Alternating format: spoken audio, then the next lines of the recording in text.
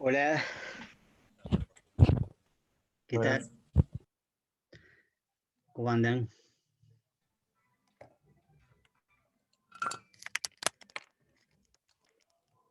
Hola. Hola, hola, ¿qué haces, Pablo? Les habrá llegado a todo el horario nuevo, ahora me quedo un poco preocupado. Ahora escribo en el grupo de WhatsApp que ya arrancó la clase y le escribo también a un amigo que cursa conmigo.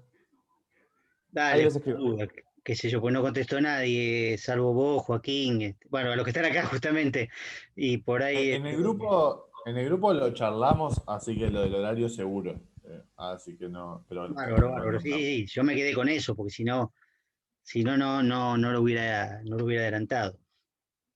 Y bueno, qué sé yo, es un pequeño adelanto nada más, un poquito, para no terminar tan tarde y qué sé yo.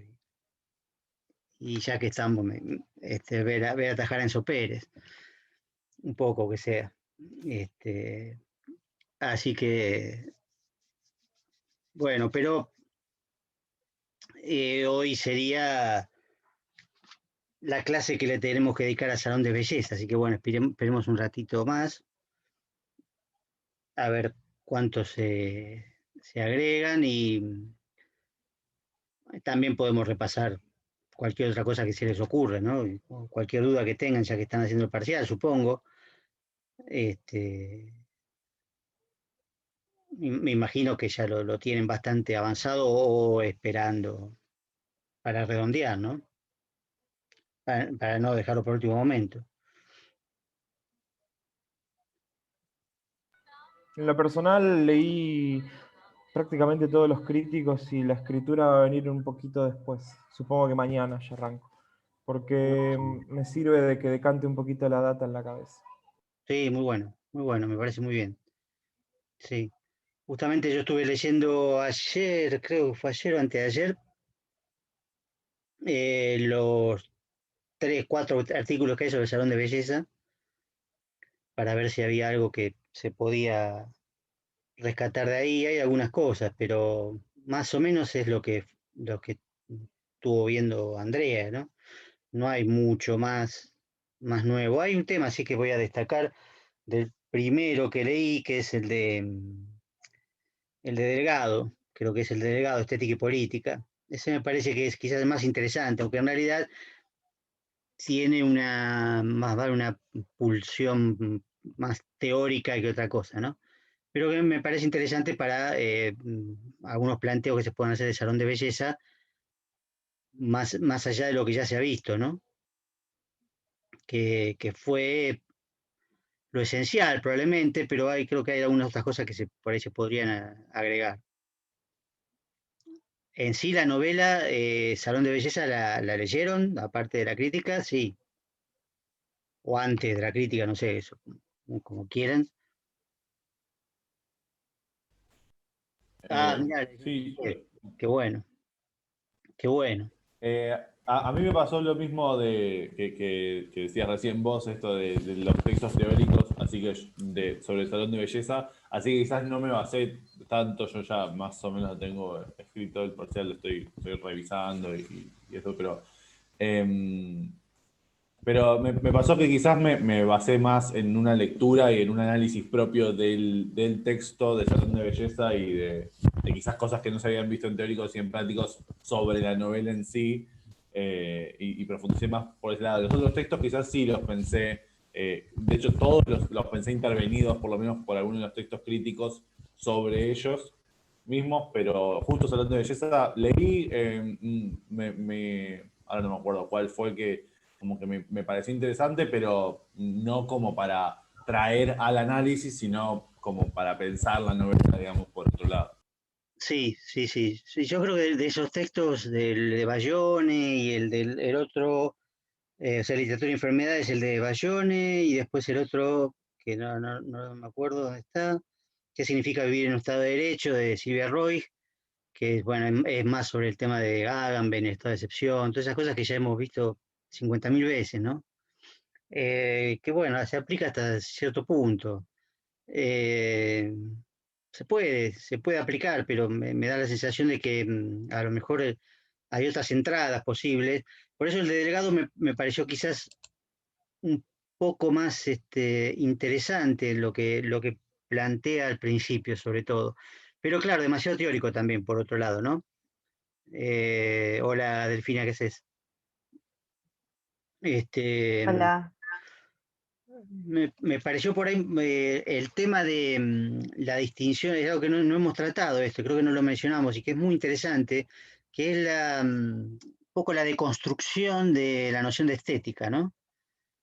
Que eso está bueno porque es un tema que está en la teoría ahora muy, muy presente, sobre todo en todo lo que sea teoría descolonial, porque la noción de estética que obviamente se maneja en la modernidad, en Occidente, o sea, como centro en Hegel, obviamente, pero que ya viene de Kant, aparece como un pensamiento o una parte de la filosofía, o como quieran llamarlo, que se dedica a la belleza, ¿no? Es decir, a analizar la belleza, los productos que se llaman obras de arte, digamos, ¿no? Y que de alguna manera están más o menos considerados prescriptivamente, es decir, aquello que es bello, por qué es bello y por qué debería serlo.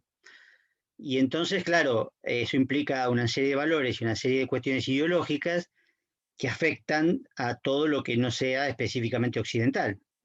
Entonces, estética se ha convertido a lo largo de los años en un concepto muy fuertemente colonial o colonialista desde el punto de vista de la teoría, que lo que hace justamente, eso lo explica muy bien Delgado, es volver al sentido a través de la etimología, en realidad, pero al sentido que tenía en la filosofía griega, que, bueno, viene en principio, no solamente, pero viene de aestesis, que en general significa percepción, ¿no? Y que no tiene necesariamente que ver, o por lo menos de manera directa, con la belleza. Esta especie de construcción que se hace, que por supuesto habría que remontarse a los textos originales, pero habría que discutirlos. Pero sí es interesante porque el rechazo de la palabra estética por aestesis o por cualquier otra cosa nos lleva a la cuestión de la matriz perceptiva. Un poco lo que dice Deleuze, la otra vez estábamos hablando, creo que Pablo fue el que trajo la cuestión de Deleuze. Hola, sí sé qué haces, no te había visto. Hola, recién llegué y me puse a arreglar todo, así me Está sentaba y bien, ahora ya está sentada bien, no hay tenía problema, la cámara. recién empezamos, igual, no es solamente una cuestión de Sí, sí, consulta, estaba escuchando. más que nada para consultas y eso, pero no quería olvidarme de esto porque lo leía y es bastante interesante el tema de que, bueno, que Deleuze dice, por ejemplo, la filosofía tiene como función crear conceptos y el arte tiene como función crear perceptos, ¿no? Que es una palabra relativamente creada por él como para que no se confunda el concepto con el precepto. Y el precepto tiene que ver, precepto y afectos, en realidad, ¿no? Preceptos y afectos, porque la cuestión perceptiva y la cuestión emocional o afectiva están muy correlacionadas y no tienen que ver con el concepto ni con, bueno, en el caso de la ciencia, las funciones, etcétera, que es otra cosa completamente distinta. Pero la cuestión que está involucrada, repito, es el tema de la matriz perceptiva, es decir, cómo se percibe, cómo percibimos. Y en el caso de las obras de arte, eso se pone en juego, más allá incluso de la valoración, pero incluyendo probablemente la valoración también. Lo que pasa es que cuestionando los cánones valorativos heredados de la tradición occidental, es decir, considerándolos una matriz perceptiva entre otras posibles, ¿no?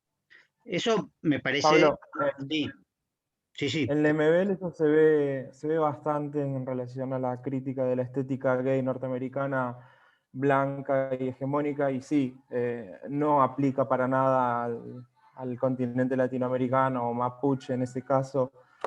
Entonces esta discusión entre estéticas dominantes, estéticas coloniales, ahí se ve mucho, no lo logré ver del todo en Belatín, pero sí, sí en Lemebel.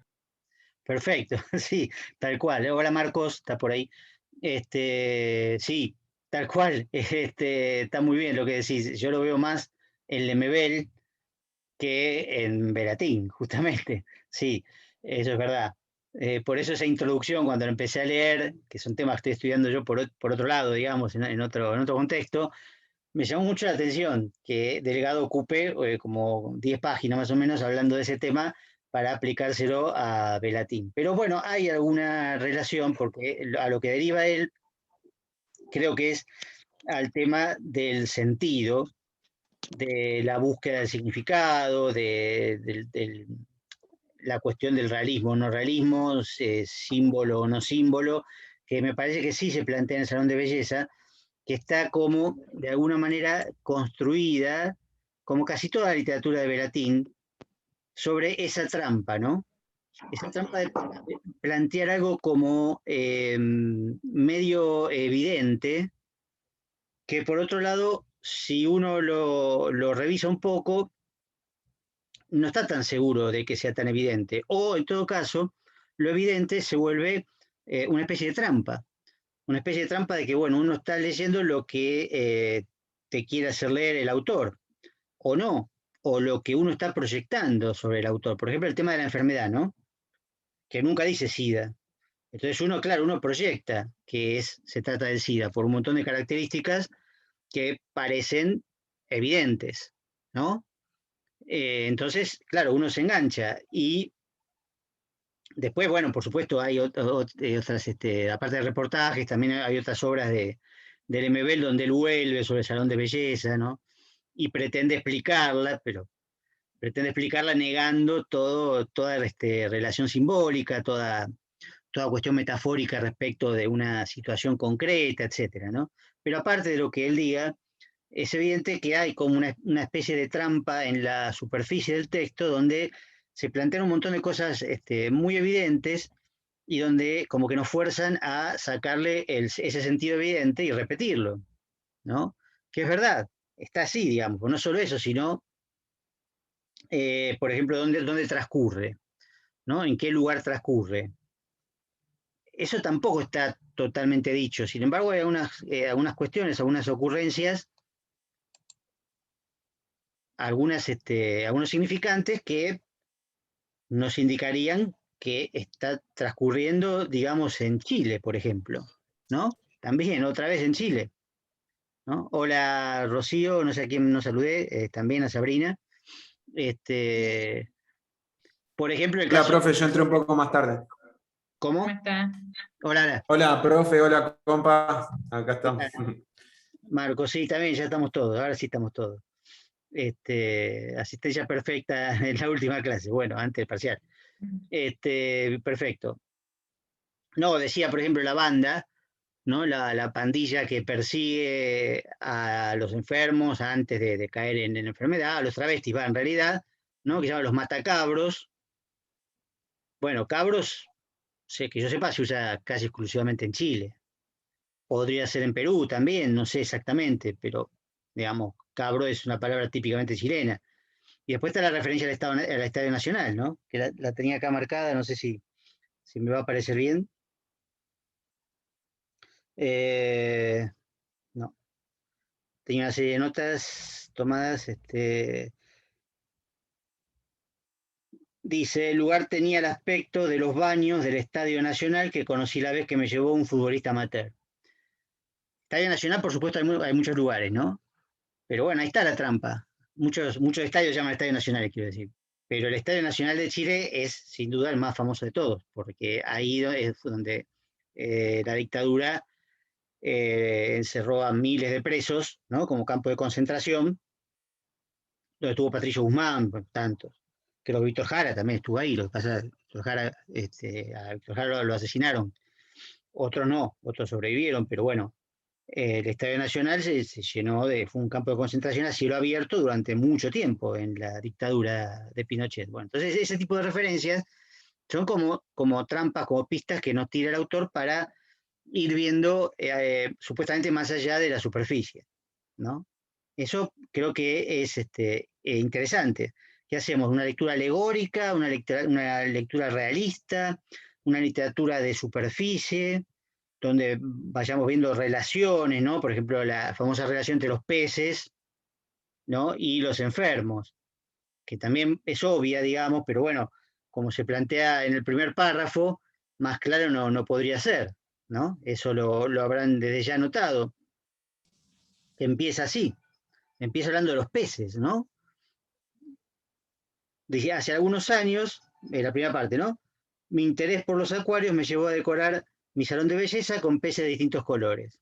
Ahora que el salón se ha transformado en un moridero, en el que van a terminar sus días quienes no quieren hacerlo, me cuesta mucho trabajo ver cómo poco a poco los peces han ido desapareciendo, ¿no? Es decir, los dos primeros enunciados, en realidad, relacionan obviamente los peces con los enfermos. Moridero con mayúscula, es importante. La palabra desaparecer, que varias veces se utiliza también, ¿no? La palabra desaparecer, en este caso, se utiliza desapareciendo, ¿no? Bueno, digo, está contado a través de un narrador, ¿no? Y vemos a través de los ojos del narrador.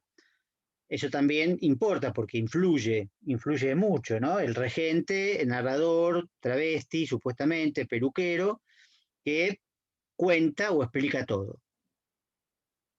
A veces se contradice en algunos puntos, ¿no? A veces se contradice un poco, pero da explicaciones de por qué hizo eso, explicaciones apenas psicológicas, porque tampoco se entiende demasiado por qué termina dedicándose a eso.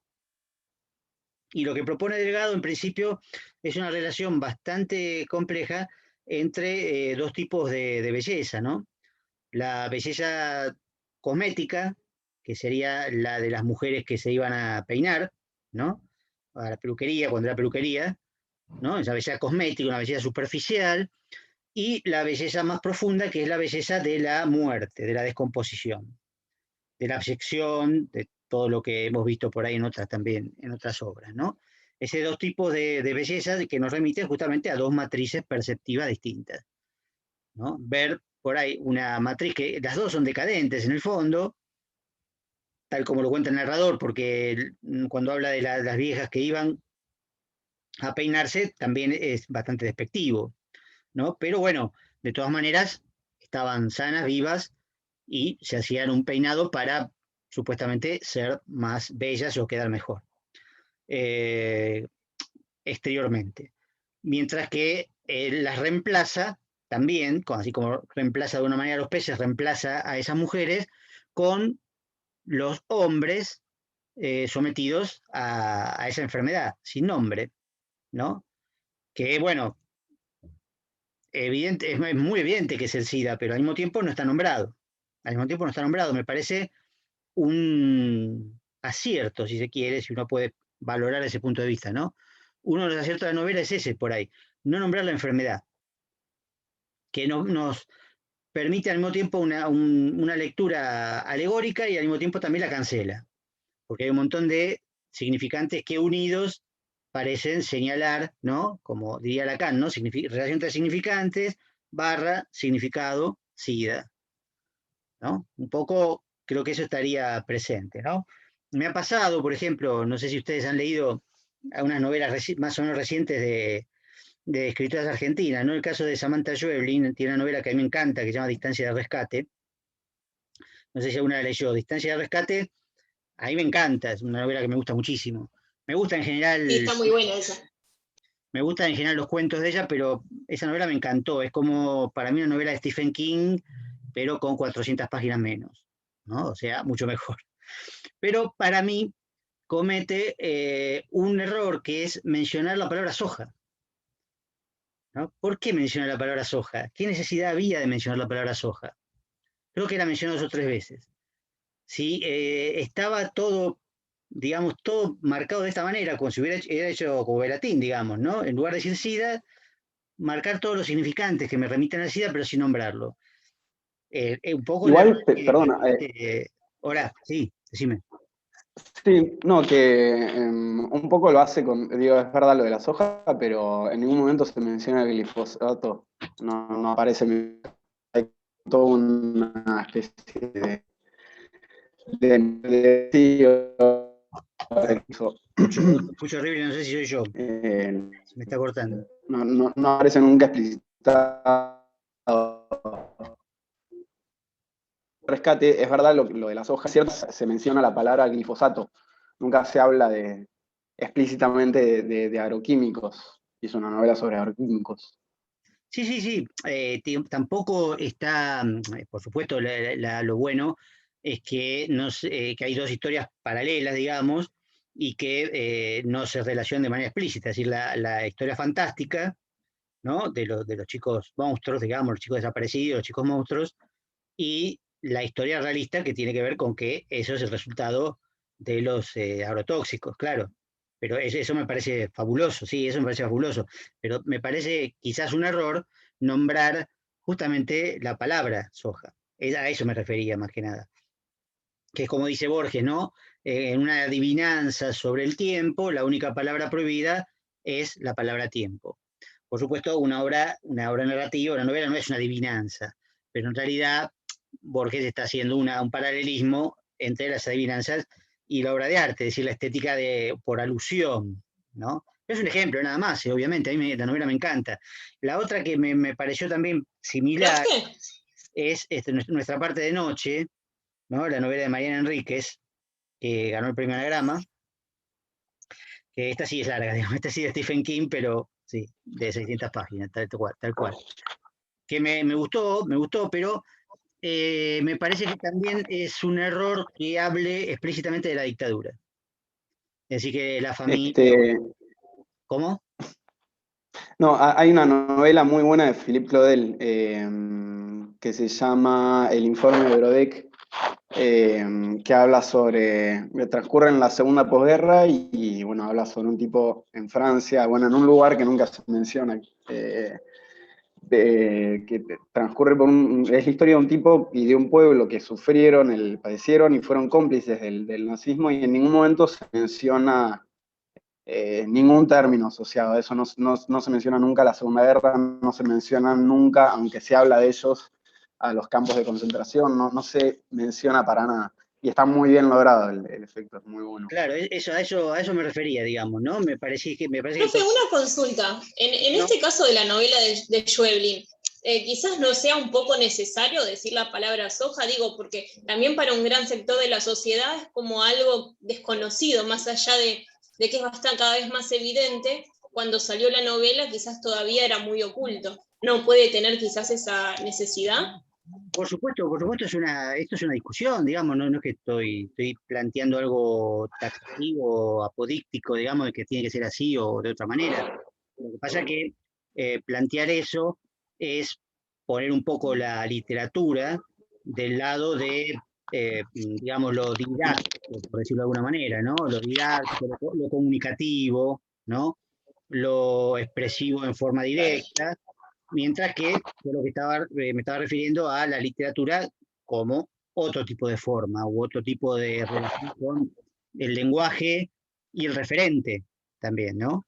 Pero por supuesto son válidas las dos, existen las dos, pero quizás para eso está la crónica, ¿no? Que tenemos la del MBL para ver.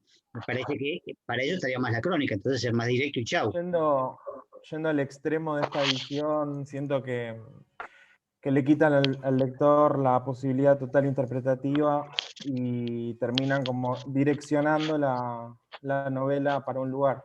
En el caso de Schweblin, nombrar la soja es en gran medida limitar la capacidad interpretativa y a su vez decir es por acá y no es por otro lado. Sí, yo me refería a eso, tal cual, sí, me refería a eso. Que es lo que no hace Veratín. O Veratín está ahí, digamos, está ahí. Está como en un equilibrio, digamos, ¿no? Pero que yo digo que es como una trampa, como un anzuelo que te tira y que vos te enganchás, pero que resulta que después no está. No está esa interpretación en la novela. Es algo que uno proyecta. Pero sí, yo me refería a eso, lo que vos planteabas respecto de que todo lo que sea alusivo implica una mayor participación del lector, ¿no? Eso desde ya. Pero lo que dice Sari respecto a, bueno, que el lector por ahí querría entenderlo mejor, o un tipo de lector querría entenderlo mejor, sí, obviamente, si la novela dibuja, de alguna manera, su propio lector, al mencionar la soja o al no mencionar el SIDA, dibuja un tipo de lector. Eso sí, eso lo sabemos siempre, desde cualquier teoría de la recepción o de Humberto Eco, digamos, de Lector in Fábula, etc. Cuando hay marcas que nos indican a qué lector se dirige, ¿no? Si te dicen SIDA, te dirigen a un lector, si no te dicen SIDA, te dirigen a otro. Por eso decía yo, bueno, pero en las crónicas estás autorizado porque de alguna manera el cronista tiene un referente más cercano, pretende dar cuenta de un cierto referente, ¿no? Aunque sea con lenguaje literario, entre comillas, habría que ver qué es el lenguaje literario, pero estábamos justamente mencionando eso de antes, que yo decía la matriz perceptiva, la construcción de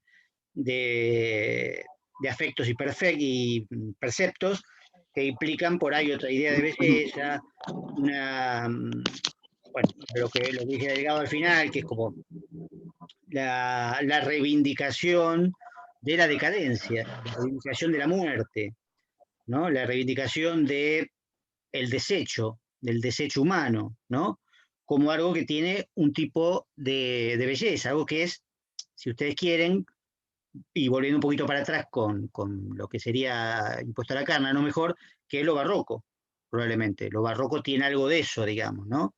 Algo de lepra, decía Lezama Lima, ¿no? Cuando se refería al Aleijadinho, ¿no? Que yo ya les mencioné creo alguna vez, ¿no? El escultor que tenía lepra, y decía, bueno, pero él era un escultor barroco y la lepra es una enfermedad barroca.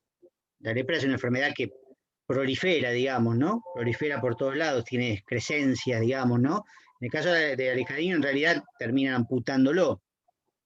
Pero por otro lado, los enfermos de lepra tienen, bueno, qué sé yo, colgajos y excrescencias que lo convierten en monstruos, y de ahí el aislamiento, ¿no? El aislamiento del leproso, de aparte de lo contagioso de la enfermedad, que en realidad, bueno, después se descubrió que no era contagiosa, pero en la época que existían los leprosarios, estaban justamente los leprosarios, como los morideros, estaban aparte, ¿no? Hay una referencia, creo que hace Delgado o Bayone, no sé, alguno de ellos, hace una referencia a los leprosarios, y Lemebel habla del sidario, ¿no? Siempre existe eso. El moridero es una especie de sidario. Ahora, en el leprosario estaban separados. ¿Pero por qué estaban separados? Bueno, porque su visión era monstruosa, producía rechazo y aludía enseguida a la posibilidad de proliferación también por contagio, ¿no? Que también pasó en el caso del SIDA, también pasó, digamos, o ya ahora no se percibe tanto, pero en su momento había una especie de psicosis en relación con la cuestión del contagio, de cómo se contagiaba, ¿no? Y ahí surgió la expresión también que ahora es, bueno, ahora se utiliza de una manera renovada, si se quiere, grupo de riesgo, ¿no? Eso creo que ya lo dije una vez, creo que el tema del grupo de riesgo y que justamente los enfermos de SIDA decían, es al revés, es decir, no es que corren peligro los otros, nosotros corremos peligro porque al tener las defensas casi inexistentes, cualquier germen viene de los otros hacia nosotros y nos mata. Un resfrío nos puede matar. Entonces no es que uno es el peligroso frente a los, el enfermo era peligroso frente a los sanos, supuestamente, sino que los sanos eran los peligrosos. ¿Sí? Entonces esa noción de grupo de riesgo en ese momento se discutió mucho, porque, claro, implica evidentemente una marginación muy fuerte. Y no saber cómo se contagiaba o pensar que se podía contagiar de cualquier manera, ¿no? Por el aire, por ejemplo, como es el caso actual, ¿no? Que se podía contagiar por el aire, por tocar algo que había tocado antes un enfermo. Bueno, todo eso creó en algún momento una psicosis colectiva y una marginación de los enfermos, cuando en realidad los que corrían peligro eran ellos, no los demás, ¿no? Ellos obviamente podían transmitir peligrosamente si no se cuidaban y no decían que estaban enfermos. Eso es válido aún hoy, digamos, en muchos aspectos. Pero no en el caso de la noción de riesgo. Los que corrían riesgo eran ellos, ¿sí? No eran peligrosos para los demás, sino al revés, los demás peligrosos para ellos. Esto, bueno, en la novela se ve claramente, digamos, cuando incluso los vecinos que en algún momento quieren entrar y quieren romper todo y entrar porque tienen miedo de que eso se esparza la enfermedad, en realidad justamente no se animan a entrar y a romper todo por miedo a entrar a ese lugar, entonces no se animan. Y bueno, el lugar sobrevive hasta el final. Eso creo que ahí está presente claramente también una relación que se podría hacer con la época y con el momento respecto de esa enfermedad. O de cualquier otra, si vamos al caso, ¿no? Porque también acá ha pasado, por ahí ahora no se dice tanto, pero el año pasado pasaba que un edificio donde vivía un enfermero o un doctor se armaba quilombo porque el doctor venía del hospital o el enfermero venía del hospital y en algunos casos hasta los echaron, los que alquilaban, por ejemplo, los echaban. Hubo muchos casos de eso también, ¿no? Bueno, eso, digamos, es como un reciclaje de la problemática de la enfermedad, del contacto, digamos, ¿no? Del posible contacto, de la posible interrelación, ¿no? Bueno, no sé qué más, los que se incorporaron ahora recientemente. Link tiene ¿Qué les pareció algo la novela Salón de sobre Belleza? eso, ¿no? Que quisieran agregar o preguntar? Pablo, Sí, Link tiene escrito algo sobre eso, ¿no? Sobre la lógica del contagio, me parece. sí, él tiene mucho sobre la enfermedad y la monstruosidad, sí, Sí, sí, sí, tenés razón, no me porque acuerdo cómo se llama ese libro. no, ¿Fantasmas? No. No, se puede lo ser llama. ese, yo tampoco me acuerdo el nombre, seguramente lo tengo en digital, ¿no? Es uno de Seguramente. eterna cadencia de hace, no sé, no más de 10 años.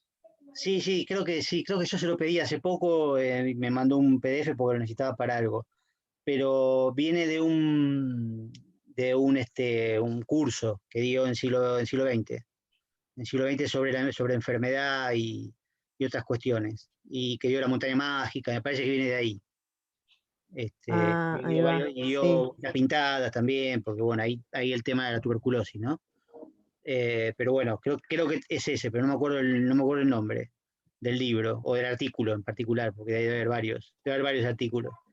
Yo Pero lo sí, sí, tengo, lo voy a me acuerdo, buscar. me Pero acuerdo creo haberlo que visto puede estar bueno. sí, me acuerdo de haberlo visto hace mucho. Sí, es algo interesante para aportar, por supuesto, a este caso, ¿no?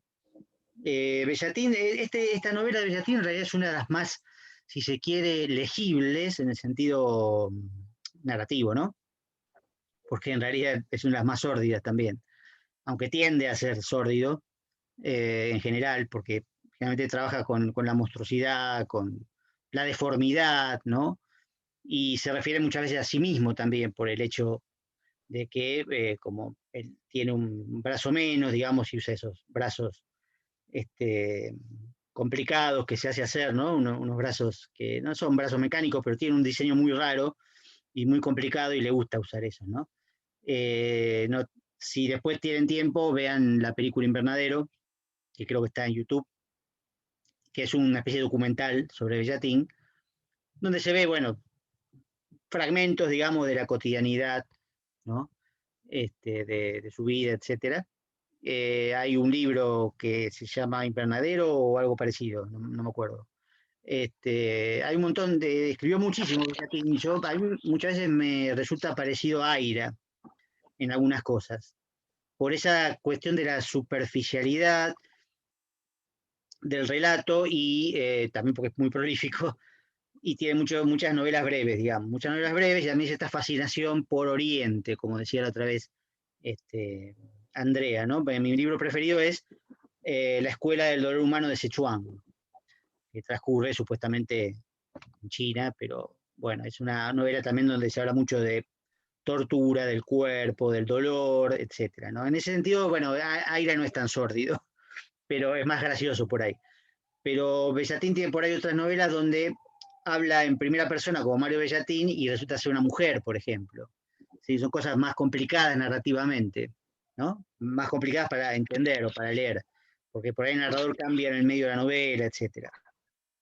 Pero esta Pablo, Salón de Belleza es como más sencilla, si uno quiere leerla en la superficie, ¿no? Sí, ¿me decías, Marcos? Sí, una pregunta. Una pregunta y en realidad tal vez sirve un comentario también en relación a la lectura alegórica que se puede hacer de Salón de Belleza. El comentario, digamos, no sé si lo habrán hablado, yo llegué unos minutos más tarde, pero es un poco una opinión personal, pero me gustó mucho más el Salón de Belleza, porque creo que, bueno, vos decías algo en esta línea también, creo que la lectura que ofreces es un poco más abierta y menos anclada que Impuesto a la Carne. Impuesto a la Carne me parece me pareció muy poco narrativa, como demasiado anclada, me pareció como una metáfora estirada, ¿no? Como, y donde las equivalencias son a uno, es como una imagen, un significado, ¿no? Me pareció como, eso como comentario tal vez, pero sí, el Salón de Belleza me parece que juega un poco más, ¿no? Que habilita un poco más a leer al lector. Pero la pregunta era sobre el Salón de Belleza. Yo todavía no leí la bibliografía crítica, pero pensaba mientras lo leía todo el tiempo no sé si habrá lecturas en este sentido. Bueno, en Teresa de Calcuta, ¿no? Como si tal vez el libro generó algún efecto ahí, ¿no? Mirá qué interesante, yo lo pensé, ¿sabes qué lo pensé? En un momento dado, leyendo uno de los textos críticos, no lo menciona específicamente, pero me hizo boom de repente en un momento porque habla de los cuidados paliativos, ¿no? Y del hecho de que se resiste a darle medicamentos, ¿no? Es decir, que simplemente se muera. Eso, a mí lo que me disparó fue eso. ¿Vos sabés que me pasó? Incluso en un momento habla de las monjas que quieren tomar el lugar, como que quieren hacerse cargo, habla en Salón de Belleza, entonces a mí también me remitió a María Teresa de Calcuta Mirá vos, y lo relacioné con ahí, sí, también. mirá qué interesante, ¿no? Porque yo no me había dado cuenta en su momento, cuando yo la leí varias veces la novela, porque la leí hace muchos años y la volví a leer ahora, y no, nunca lo había pensado, pero recién Sí, incluso sí, sí, lo que vos decís esa también. cuestión de que solo van a morir nada más, o sea, que no es que se le da no admiten la medicina. Claro, Y bueno, porque bueno, también se lo criticó mucho a Teresa de Calcuta, justamente por ahí un lado más, no sé la palabra, sádico, más, como que no era algo que le daba una ayuda medicinal, sino como que, bueno, iban a morir y a sufrir la muerte, sí, ¿no? sí, sí, hay un documental, creo, de Christopher Hitchens, un libro, ¿no? De Christopher Hitchens que es tremendo, lapidario sobre eso, sí, tal cual. Así como la valoración del sufrimiento, digamos, ¿no? Una lectura